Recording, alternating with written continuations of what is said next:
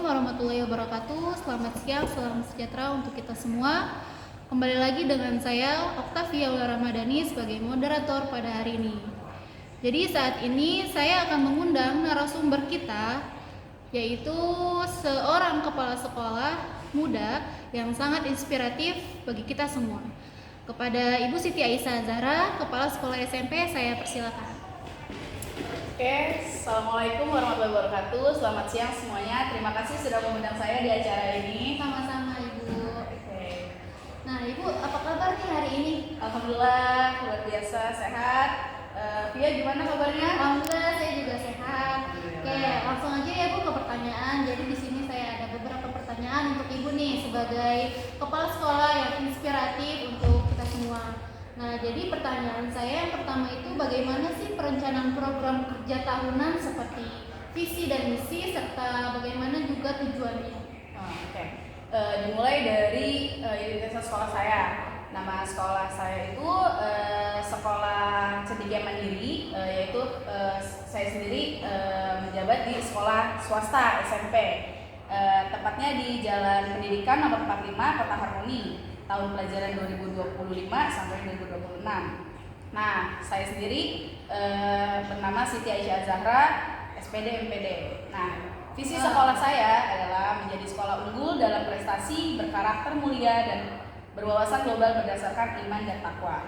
Nah, visi saya sendiri yang pertama adalah menyelenggarakan pendidikan yang berorientasi pada pengembangan potensi akademik dan non-akademik siswa. Yang kedua, menumbuhkan karakter disiplin, tanggung jawab, jujur, dan peduli melalui kegiatan pembelajaran dan kebiasaan. Yang ketiga, mengintegrasikan nilai-nilai keimanan moral dan kebangsaan dalam setiap kegiatan sekolah. Yang keempat, mengembangkan kemampuan literasi, numerasi, dan teknologi informasi untuk menghadapi tantangan era digital.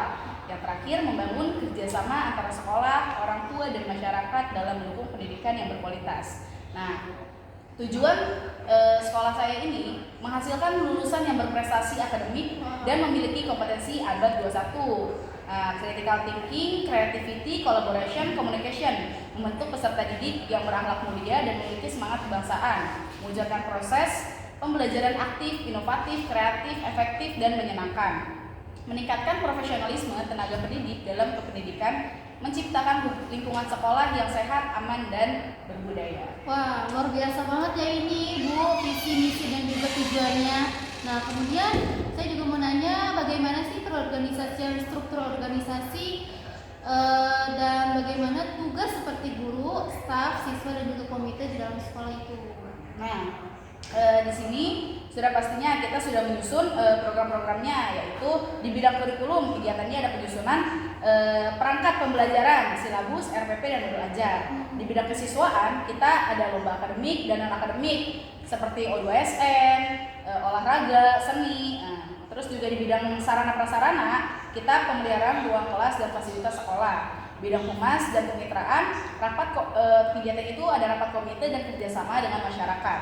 Nah, di bidang ketatausahaan seperti yang kita tahu dia yang mengakses data-data siswa seperti Dapodik dan laporan BOSP, itu kan dana bos sekolah. Oke, baik. Jadi saling berkaitan ya Bu semuanya. Nah, kemudian apa saja sih Bu kayak misalkan pengarahan kepemimpinan yang diterapkan oleh Ibu nih dan bagaimana strategi komunikasinya untuk itu sendiri?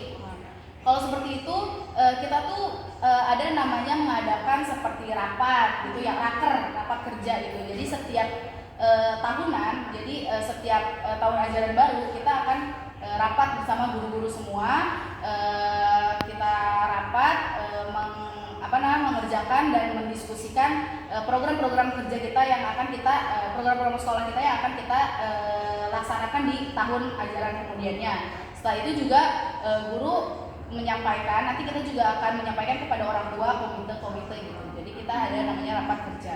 Jadi sudah tersusun rapi ya Bu ya, dari awal sejak pertama sekolah sampai nanti juga akhir semester sekolah juga gitu ya. Betul. Oke, kemudian bagaimana sih Bu kayak misalkan pengawasan dan pengendalian cara memantau kinerja guru, kemudian juga kinerja para siswa dan sistem evaluasinya itu bagaimana? Nah, jadi kalau saya sendiri saya akan membuat yang namanya laporan. Jadi guru itu setiap bulannya memberi laporan apa pencapaian yang sudah dicapai oleh siswa-siswanya gitu. Dan kita juga memberikan suatu lingkup untuk sesuatu kegiatan untuk siswa untuk menunjukkan minat dan bakatnya. Jadi kita bisa tahu bahwa oh, pencapaian siswa kita dan guru kita saat mengajar tuh udah sampai sini. Jadi semuanya terdata dengan rapi dan jelas ya Bu ya. Betul. Jadi sudah tersusun perencanaan tentang pengawasan sekolah itu. Oke Ibu, mungkin itu saja yang saya ingin tanyakan kepada narasumber kita pada kali ini yang sangat inspiratif. Kemudian mungkin ada kata-kata terakhir dari Ibu. Penutup dalam tugas mata kuliah manajemen pendidikan ini adalah program kerja tahunan ini menjadi pedoman bagi seluruh warga sekolah dalam melaksanakan kegiatan pendidikan di tahun pelajaran 2025-2026 agar terarah, terukur, dan sesuai dengan visi misi sekolah.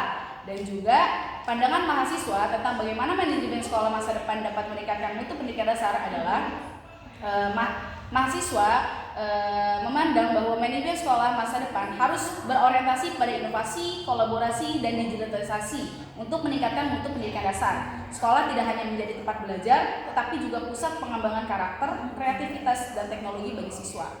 Pertama, dari sisi manajemen pembelajaran.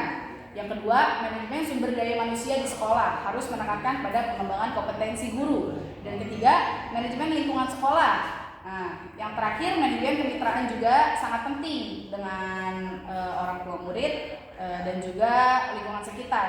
Nah, dengan manajemen visioner, partisipasi, dan berbasis teknologi, pendidikan dasar di masa depan diharapkan mampu melahirkan generasi yang cerdas, berkarakter, dan siap menghadapi tantangan global. Oke, terima kasih banyak Ibu atas kesempatan yang sangat berharga ini. Kemungkinan itu saja yang bisa saya sampaikan dan juga narasumber saya sampaikan. Dengan ini, sekian, terima kasih. Wassalamualaikum warahmatullahi wabarakatuh. Waalaikumsalam. Salaman.